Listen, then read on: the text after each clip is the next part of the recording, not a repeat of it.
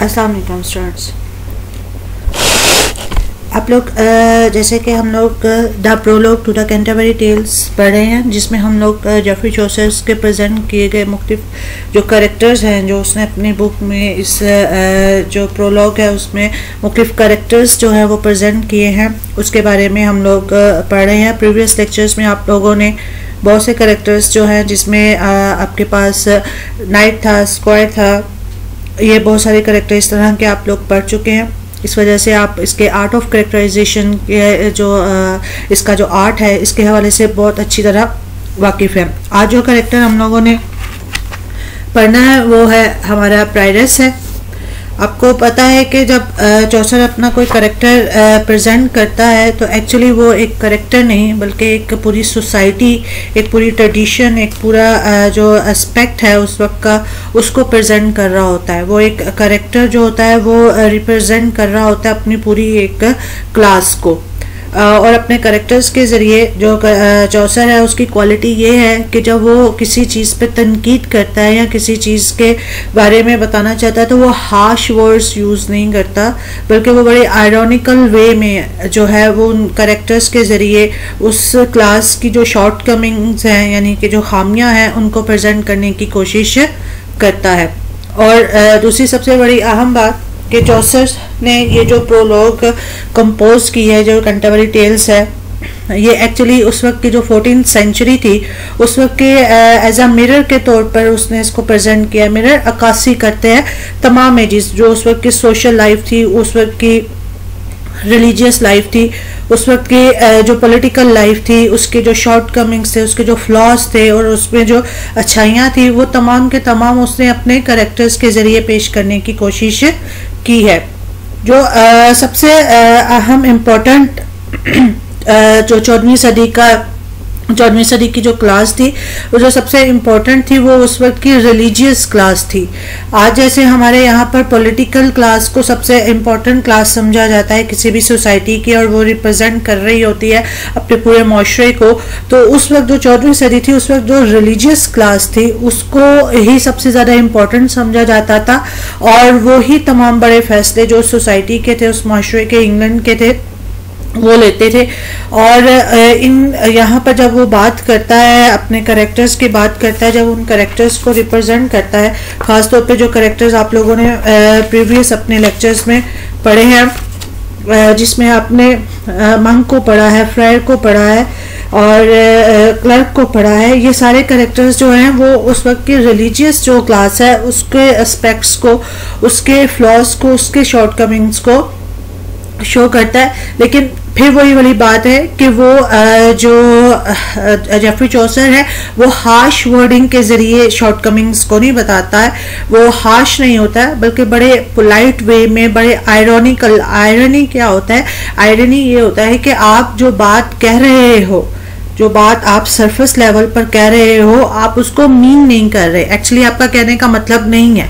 इसको छोटी सी एक ऐसी एग्जांपल के साथ समझा जा सकता है कि जैसे एक टीचर क्लास में पढ़ा रहा है और एक स्टूडेंट जो लेट आया है तो उस टीचर उस बच्चे को डायरेक्टली कहने के बजाय कि तुम इतना लेट क्यों आए हो, तो वो बड़े तंजिया अंदाज में कहता है कि आज तो आप बड़ी जल्दी आ गए हैं।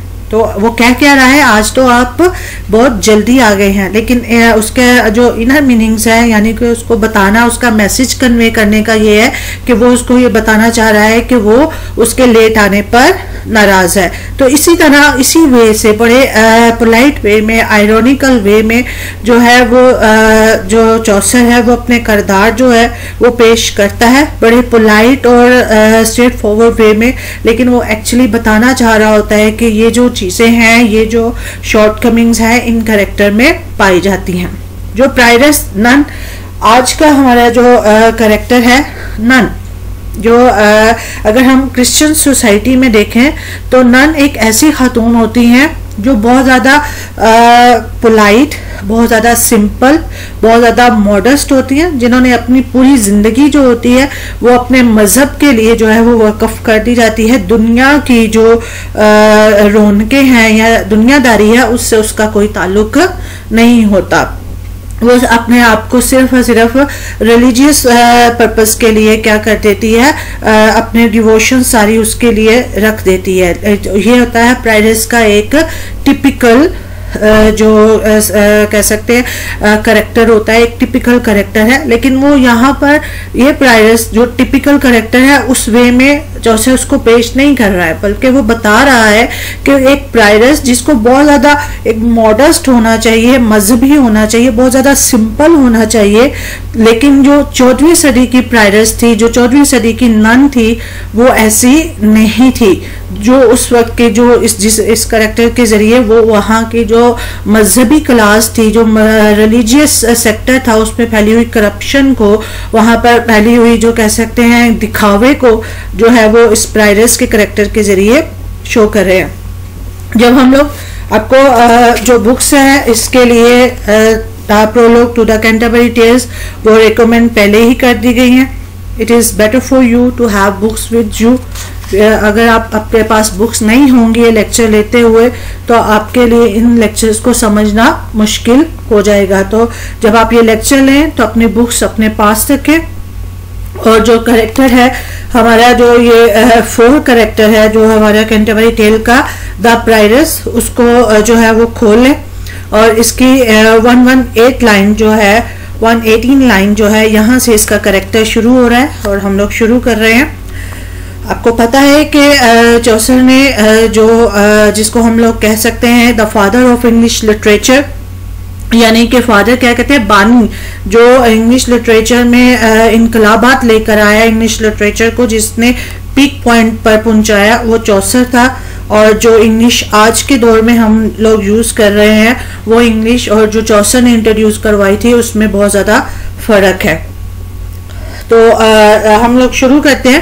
पहली ही लाइन में जब आप लोग 118 लाइन से शुरू करते हैं तो हम लोग देखते हैं कि कुछ क्रिटिकल कमेंट्स मैं आपको बताती जाऊंगी कि इन लाइंस में कौन से क्रिटिकली उसने जो है वो हाईलाइट की चीज़ें, आप उसको साथ साथ ही अपनी लाइंस के आगे लिखते जाएंगे तो देन आपको करेक्टर्स को समझने में ज़रा इजी होगा।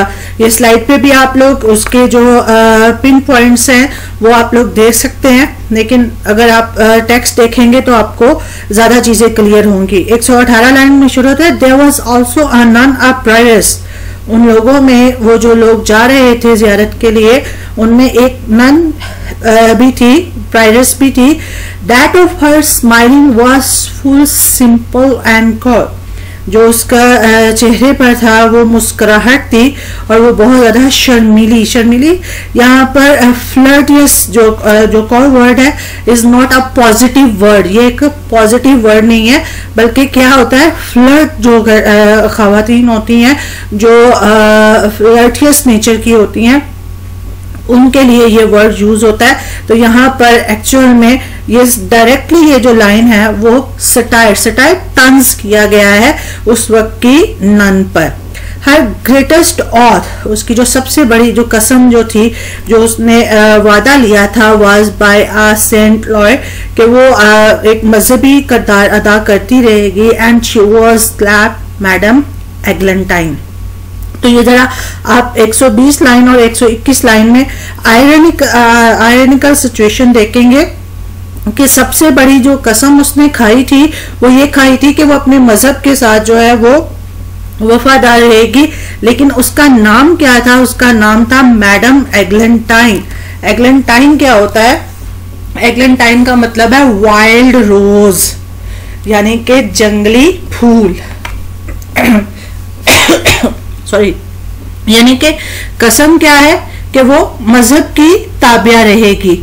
नाम क्या है? मैडम एग्लेंटाइन। एग्लेंटाइन यानी कि जंगली गुलाब। ये उस वक्त की जो रोमांस था, रोमांटिक हेवंस थी, जो कह सकते हैं लव मेकिंग वुमेन्स थी, वो अपने नाम जो थी वो ये रखा करती थी, जिनका मजहब से दूर दूर तक ताल्लुक नहीं था। मिडल एजेस में जो नॉवेल्स के कैरेक्टर्स थे, खवातीन के जो रोमांटिक कैरेक्टर्स थे, वो अपने तो है तो वो प्राइरस, कसम तो उसने खाई है किसकी? मजहब की पासदारी की। मजहब को हमेशा उसकी पासदार रहेगी, लेकिन अपने आप को कहलवाती वो क्या थी एक वाइल्ड रोज। तो ये क्या था, आप इन्हीं लाइंस में देख सकते हैं कि किस तरह चौसर ने एक बड़े खूबसूरत अंदाज में जो है वो बिना कोई हार्श वर्ड यूज किए, बिना कोई बिटर जो है वो कमेंट किए, बड़े स्ट्रेट फॉरवर्ड वे में उस किरदार की जो कह सकते हैं ना ड्यूल फेस है, जो उस किरदार का कह सकते हैं कि ड्यूल नेचर है, उसको आपके सामने इन पहली ही लाइंस में रख दिया है जी। 122 लाइन है। फुल व्हील ही सॉन्ग द सर्विस डिवाइन जी। ये उसकी क्या है, ये भी उस पर सटायर किया जा रहा है, ये भी उस पर उसकी जो कह सकते हैं कि वो जो दिखावा करती थी अपने नेचर का, क्या कहती है कि जब वो डिवाइन सॉन्ग यानी कि मजहबी गाने जब वो गाती थी तो ऐसे इजहार करती थी जैसे वो उनको पूरी तरह महसूस कर रही है। In tune in her nose full seemly, और वो जो गाने वो गाती थी, जो गाने वो बताती थी, वो उसको नाक में वो बोलती थी। नाक में बोलने का मतलब ये कि वो जब आप आवाज बनाकर जी इंट्यूड इन हर नोज फुल सिमली, और वो जो गाने डिवाइन सॉन्ग यानी कि मजहबी गाने गाती थी उसको नाक में गाती थी। ये एक ह्यूमन नेचर है कि जब वो अपना कोई किसी चीज़ का दिखावा करना चाह रहा होता है, वो जब अपना एक्चुअल में वो होता नहीं है तो वो आवाज़ को बनाकर खासतौर पर नाक में बोलने की कोशिश करता है। तो ये यहाँ पे दोबारा से आप इन लाइंस में चौसर का सटायर देखेंगे कि वो किस तरह जो है वो लाइट मोड में जाके ह्यूमरली एक मजाक का सहारा लेते हुए उस वक्त के जो मजहबी किरदार थे, जो मजहबी कैरेक्टर्स थे, उन पर तनकीद करता है कि वो लोग सिर्फ नाम के प्रायरस थे या फिर वो नाम के मजहबी लोग थे। उनकी जो एक्टिविटीज़ थी, उनके जो हरकतें थी, वो जो थी वो ऐसी नहीं थी कि उनको एक मजहबी किरदार कहा जा सके। And French she spake full fair and fetisly. होना क्या चाहिए था कि जो क्या कहते हैं कि वो जो बड़े प्रॉपर अंदाज में, बड़े अच्छे अंदाज में जो है वो फ्रेंच जुबान बोला करती थी। After the school of Stafford बो, जो उस वक्त का ये स्टैटफोर्ड बो एक फ्रेंच का एक खास किस्म का अंदाज था, उधर उस वक्त का लहजा था। उस लहजे में वो फ्रेंच को जो है वो बोलने की कोशिश किया करती थी। क्या मतलब है इसका? होना ये चाहिए था, वो इंग्लैंड में रहती थी, लंदन में रहती थी, आम लोगों की जुबान जो थी वो इंग्लिश थी, आम लोग जो थे वो इंग्लिश बोला करते थे उस वक्त के। जिस तरह हमारे यहाँ पर अगर आप पंजाब में रहते हैं तो हमारे आम लोग जो हैं वो पंजाबी बोलते हैं तो या फिर उर्दू बोलते हैं। लेकिन आप जब मजहबी लोग अगर यहाँ पर आ जाएं और आकर उनको इंग्लिश में तबलीग करना शुरू कर दें तो वो क्या है, उसका कोई फायदा नहीं है। तो इसी तरह वहाँ के जो आम लोग थे, आम लोगों की जुबान इंग्लिश में थी लेकिन वो फ्रेंच बोलती थी। फ्रेंच जो है वो उस वक्त 14वीं सदी में वही वैल्यू रखती थी जो आज की दौर में इंग्लिश जुबान वैल्यू रखती है। और जैसे आज के दौर में एलीट क्लास जो है वो अपना स्टेटस शो करने के लिए इंग्लिश बोलती है, उसी तरह उस वक्त जो थे उस वक्त की जो एलीट क्लास थी यानी कि अपर क्लास थी, हाई क्लास थी, वो अपना स्टेटस शो करने के लिए फ्रेंच बोला करती थी। लेकिन प्रायरस जो थी वो एलीट क्लास से ताल्लुक तो नहीं रखती थी, वो तो रखती थी ताल्लुक मजहबी क्लास से। तो इसका मतलब ये है कि वो मजहबी क्लास में रहते हुए एक इंफीरियर कॉम्प्लेक्स का शिकार थी और वो एलीट क्लास को जो है उसकी नकल करने की कोशिश करती थी या फिर अपने आप को दूसरों से बेहतर साबित करने के लिए वो उनकी जुबान जो है वो अपनाने के लिए तैयार नहीं थी और उनको अपने आप को बेहतर साबित करने के लिए उनकी जुबान से हटकर एक दूसरी जुबान यूज किया करती थी। Try to exude grace, manner and sophistication but spoke a very poor quality of French। ये देखते हैं। फिर उसके बाद इसी तरह वो जो है वो अपना जो पूरा जो करेक्टर है इसके ज़रिए वो उस वक्त की जो मजहबी क्लास है, मजहबी जो कह सकते हैं कि जो उस वक्त के स्कॉलर्स थे उन पर जो है वो तनकीद करने की कोशिश करता है और उसके करेक्टर पर जो है वो दोबारा से एक क्लेम करते हुए 126 लाइन पे वो दोबारा से वो कहता है for French of prayer was to her unknown and अब वो उसके बात कर रहा है यहाँ पे। जब आप 127 लाइन पे आ जाते हो तो उसके तौर तरीकों पे बात कर रहा है कि उसके तौर तरीके क्या थे। जब एक मजहबी किरदार जो होता है होना क्या चाहिए कि उसके तौर तरीके बड़े सादे से होने चाहिए, बहुत सिंपल से होने चाहिए, उसको एक सादा जिंदगी गुजारनी चाहिए। लेकिन उसके तौर तरीके क्या थे आप देखेंगे 127 लाइन पे।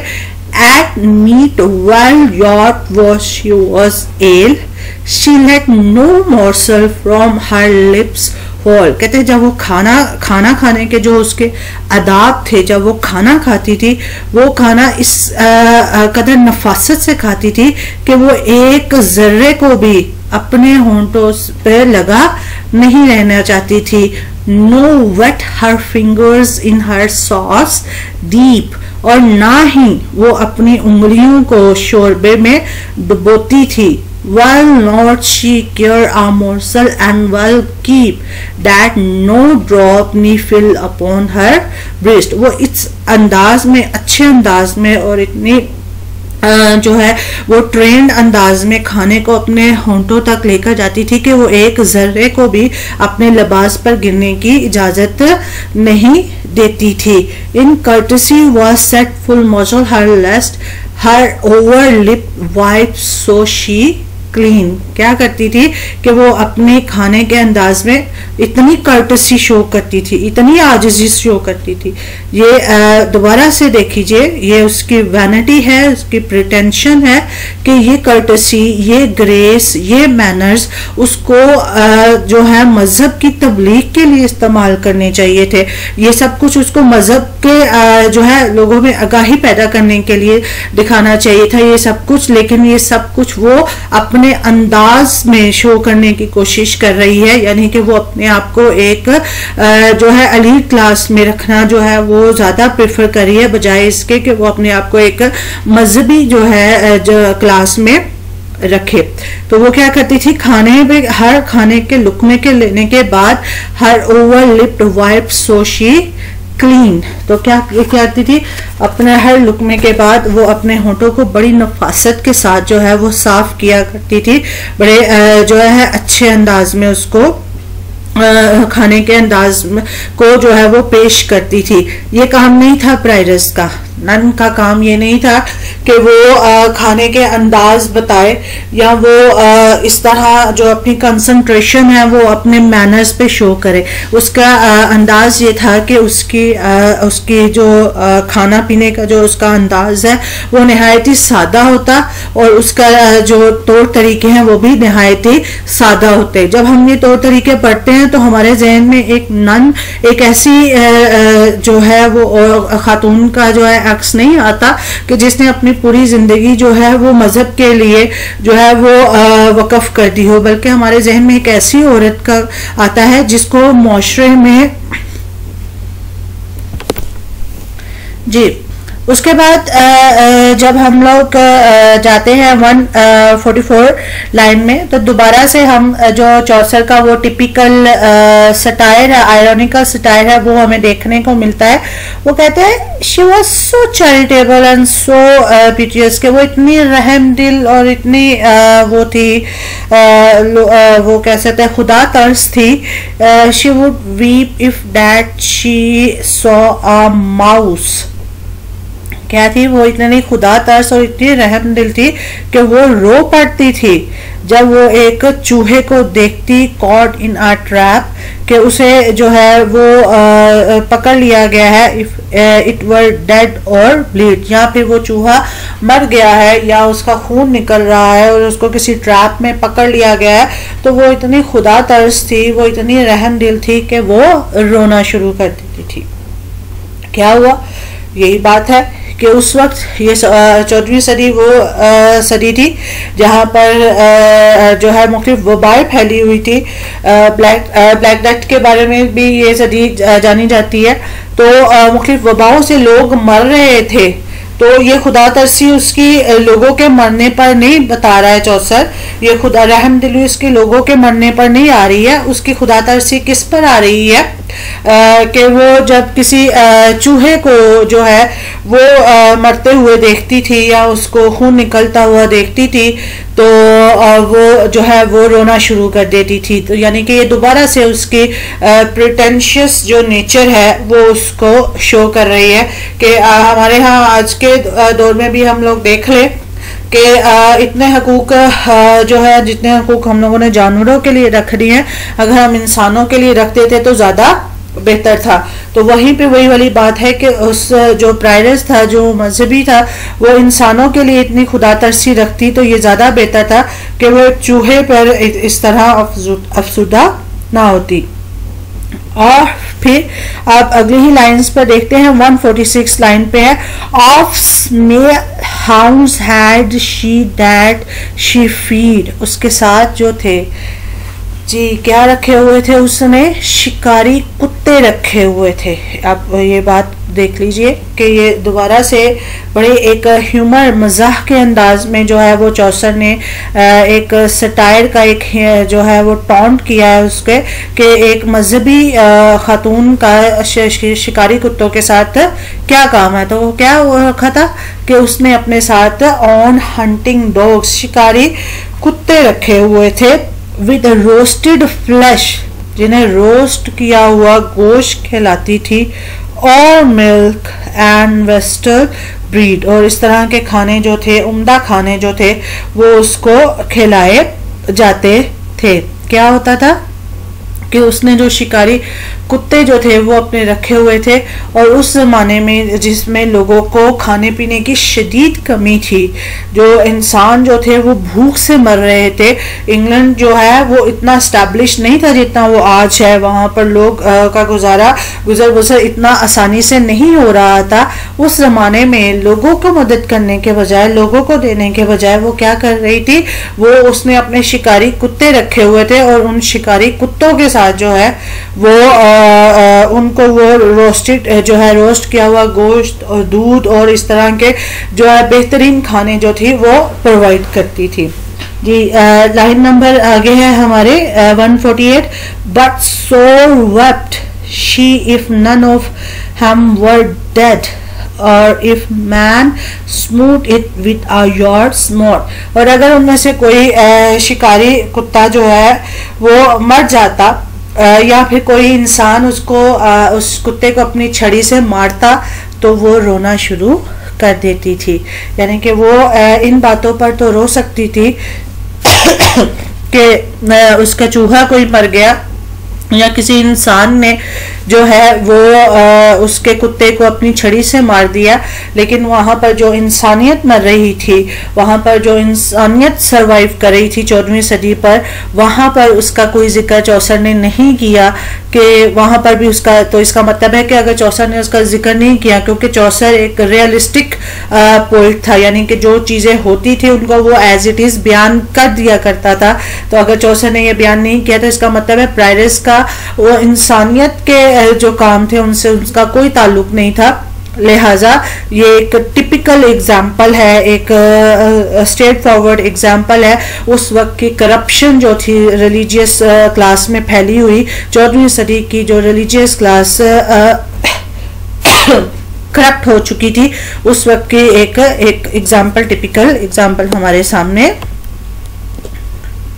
मौजूद है।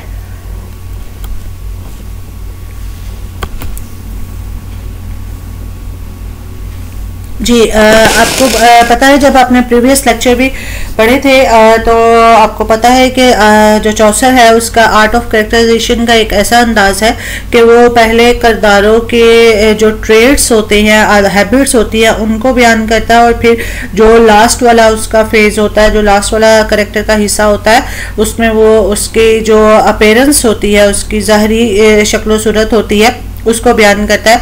तो यहाँ तक जब आप 148 तक 149 तक आप लाइंस पढ़ते हो प्रायरस की, तो ये उसके ट्रेड्स के बारे में, उसकी आदत के बारे में, उसकी पर्सनालिटी के बारे में बता रहा है। अब अगली जो लाइंस आएंगी उसमें उसकी वो पर्सनालिटी, उसकी जो अपीयरेंस है, जो उसकी ज़ाहरियत है कि वो दिखने में कैसी थी, उसका ड्रेस कैसा था, वो भी बताएगा। और उसकी ड्रेसिंग के ज़रिए और उसकी अपीयरेंस के ज़रिए भी वो वही काम करेगा जो वो करता आ रहा है, यानी कि वो अपने आयरॉनिकल और ह्यूमर वे में जो है उन कैरेक्टर्स को प्रेजेंट करके अपनी सोसाइटी का जो है वो अक्कासी करेगा। 150 लाइन पर है। And all was conscience and tender heart, यानी कि टेंडर हार्ट नरम दिल, यानी कि इस तरह वो एक नरम दिल खातून थी। फॉर स्माइली हर विम pinched was her nose tretys हर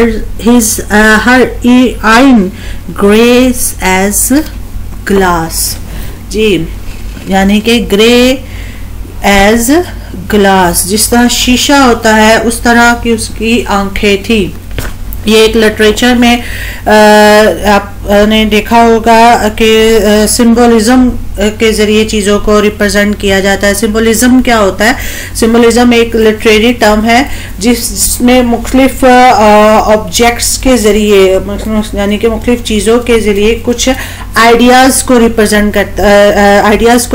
किया जाता है। जैसे कि जब भी आप लिटरेचर में सांप का जिक्र करोगे, स्नेक का जिक्र करोगे, तो इसमें जो है वो राइटर है वो एक्चुअली इवल, बुराई को जो है रिप्रेजेंट करने की कोशिश कर रहा है। तो यहाँ पर जब हम उसके चौसेस के कैरेक्टर्स देखते हैं तो हमें सिंबलिज्म भी नज़र आता है। तो लिटरेचर में जो है वो कलर्ड आइज जो हैं वो डिसेप्टिव, यानी कि धोखाधड़ी की रिप्रेजेंटेशन के लिए इस्तेमाल होते हैं। तो यानी कि यहाँ पर उसकी अगर आंखें कलर्ड आइज को यूज़ किया गया है तो यानी कि उसकी पर्सनालिटी को प्रेजेंट करने की कोशिश की गई है कि वो एक्चुअली उसकी जो पर्सनालिटी थी वो एक धोखे पर मुश्तमिल थी।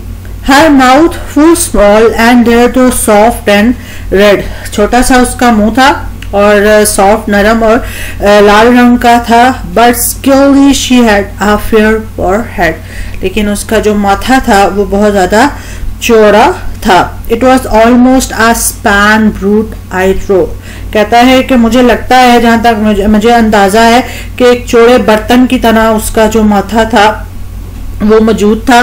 For hardly she was not undergo full fits were her chalk as I was were, कहते हैं कि जहाँ तक उसका लिबास था, जो उसने लिबास पहना हुआ था वो पूरी तरह चुस्त, यानी कि उसको फिट था पूरी तरह। उसका जो है वो उसके जिस्म पर जो है वो मुकम्मल तौर पर फिटिंग के साथ उसने वो लिबास पहना हुआ था।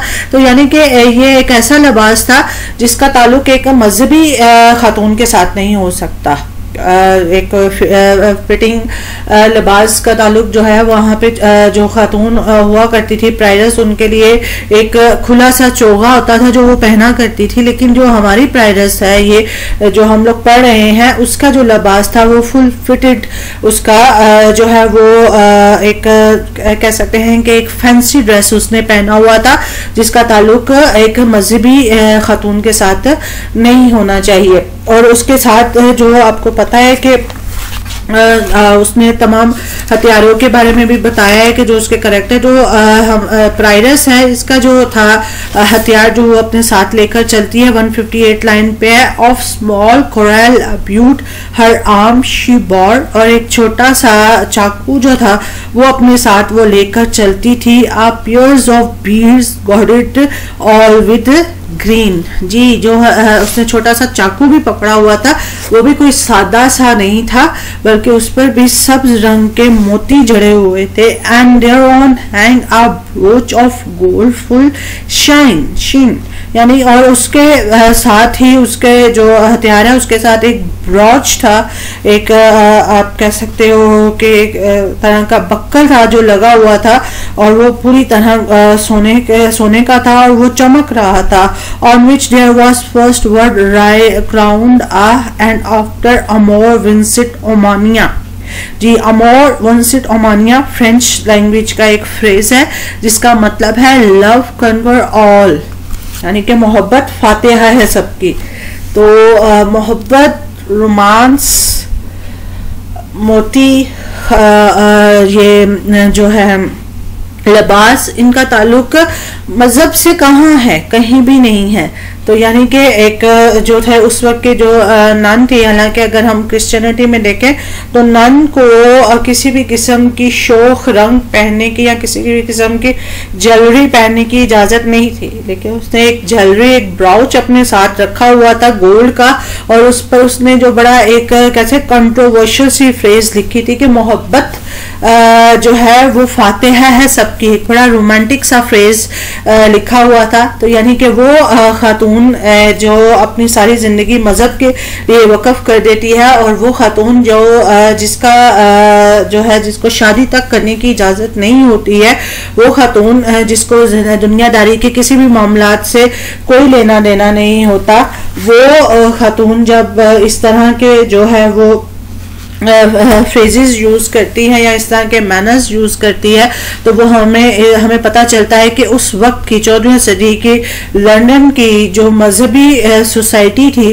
वो किस कदर करप्ट हो चुकी थी।